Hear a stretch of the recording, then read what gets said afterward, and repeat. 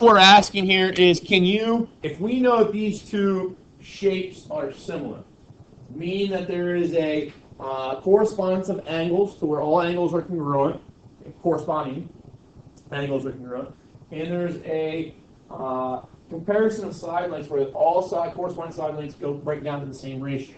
Okay. What happens with questions like this and questions that exist beyond this in other chapters is that people forget that right there. That is providing the directions. We look over it, we glaze over it, and we try to do this problem. We start putting things together and relating things, and we don't come up with the right relationship because we neglected that phrase right there. That tells you everything you need to know. If I look at WLJ is similar to QBV, that tells me that WL, that segment, the first two letters there, right, should be compared to the first two letters there through division. So you get QB. Is that all right with everybody? Okay. Now I'm going to do the exact same thing with the remaining parts. So I got LJ, last two letters, should be compared to BV. And then the first letter and the last letter, WJ, should be compared to QV. And I think, especially if you struggle, if you're a person who looks at the pictures and says, I never really know which parts I should pull out, which variable parts and which numerical parts to pull out and set up a proportion, set that up every single time. Okay? And then start filling in the things you know. Do you know what WL is? WL is X from this picture, right? Do you know what QB is? What is QB? No. You do know. It's not written, but you do know it. That's 7, right? And now we're going to look at LJ. What's LJ over here? It's not written, but you do know it. It's X, right?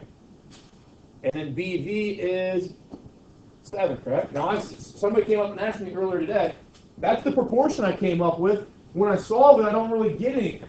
But when you solve it, cross multiply, you get 7x equals 7x. No matter how much further you go with your algebra, you might get down to 0 equals 0. Or if you say 7x equals 7x, or if you say that x over 7 equals x over 7, is that a true statement? Yeah, every one of those is a true statement. Meaning that whatever you choose for x, you're going to get a true statement. This equation here doesn't help us anywhere in this problem because that's what we call an identity. Okay? Meaning that whatever you choose for x, choose x to be 1. Do I get 1 7 over 1 7? Choose x to be 12. Do I get 12 7s over 12 7s? Okay? And those things are always equal. So no matter what x becomes, you have the left-hand side being identical to the right-hand side, and that's what we call an identity. That doesn't help us here. So I need to keep going with WJ and QV. WJ is x plus 10. QV is 12, right? Now you see that if I look at those two things, now, obviously, the numerators are not the same thing, and the denominators are not the same thing. So that is what we refer to eventually as a conditional equation, and that will be true on the condition of what x is. Okay, so let's go ahead and solve this with x over 7. Let's equal to x plus 10 over 12. So I get 12x is equal to 7x plus 70. 5x equals 70. How many nickels and 70 cents, Cameron?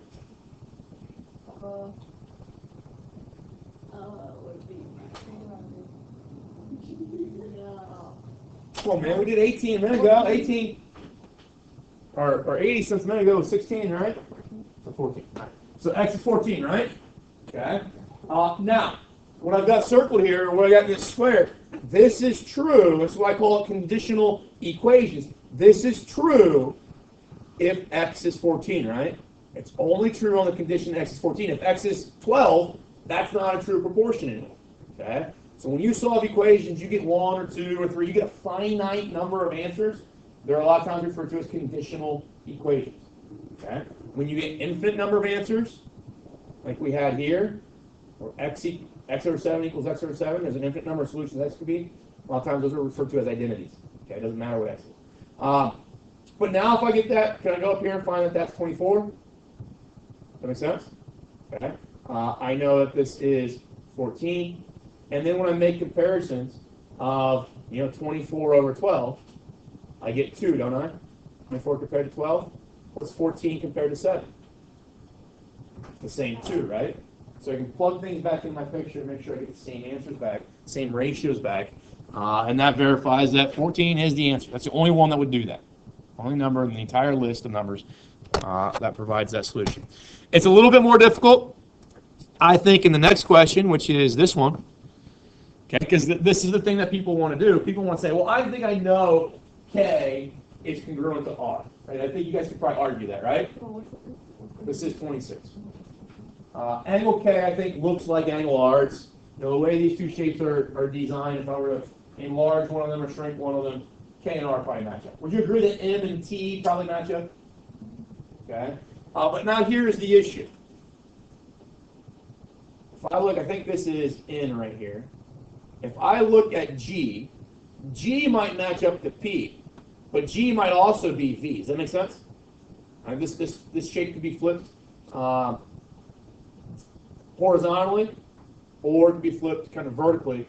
So G could be P or V, and then likewise N could be P or V. So I'm not 100% sure, without the similarity statement that's provided in the directions, I'm not sure which parts should be related to one another. Okay? If I just started looking at this and trying to set up proportions based off of the picture, I'm probably going to be wrong. I need to look at that thing right there. I need to write that GK relates to VR, which that is then the same thing as KN over RP, which is then the same thing as NM over PT, and then GM over VT. All right. Write the generic information, the generic proportions and ratios out that you know should exist from that similarity statement. And now it's all about substitution, right? Okay. GK, 14.7. VR over here was 6.3. All right. Now, what is that for this picture, or this question? You have a number divided by a number. They're both numerical. It's a, we find it yesterday. Starts with an S. Use a scale factor. Scale factor.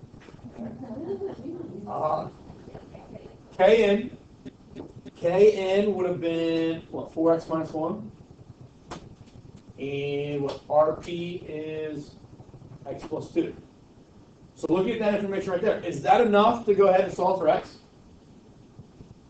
But I'm going to show you maybe the necessity or the convenience of continuing to find NM and PT. NM is 7, PT is 3, right? GM is 7, VT is 3. So what is 7 over 3? What's that? Starts with an S. That's a scale factor. All right, so if you divide 7 divided by 3, you get 2.3 repeating. If you take 14.7 divided by 6.3, you get 2.3 repeating. Okay, and that should make sense to us. We should get the same scale factor every time, right? Would you rather take these two right here to solve for x, or would you rather take these two and solve for x? If you had a choice of using 7 and 3 or 14.7 and 6.3 and do multiplication, which one would you rather use? You would use those two, wouldn't you? That makes more logical sense logically in regards to convenience. So cross multiplying, then I get what? 12x minus 3 equals 7x plus 14. Should be able to go through and solve for x then. 5x is equal to 17. X and 17 fifths. Okay. Not a great number. Okay. If we write that as a decimal, what's that? 3.4. Okay. 5 goes into 17 3 times, leaves you 2 remaining. 2 divided by 5 is 0.4. Okay. So 3.4 is that decimal. Well, think about this. I take 3.4, multiply it by 4, subtract 1. Take 3.4 and add 2 to it, and divide those out. I will get 2.3 repeating. Okay, so that is the value I need for x. You see how it's a little bit easier, I think, especially as the questions get more and more complex. I get 5 sides. Eventually, you're going to see shapes overlapping each other. Eventually, we're going to see triangles that kind of look like this, where maybe that angle there is congruent to that angle there. and we also have vertical angles, right? So there, people want to say, maybe I call this x and I call this y. X and y are not corresponding sides. X and z are corresponding sides. Does that make sense? So writing out this stuff here is going to make your future in regards to 7.3, 7.4, 7.5 a lot simpler and setting up your proportions. Okay. The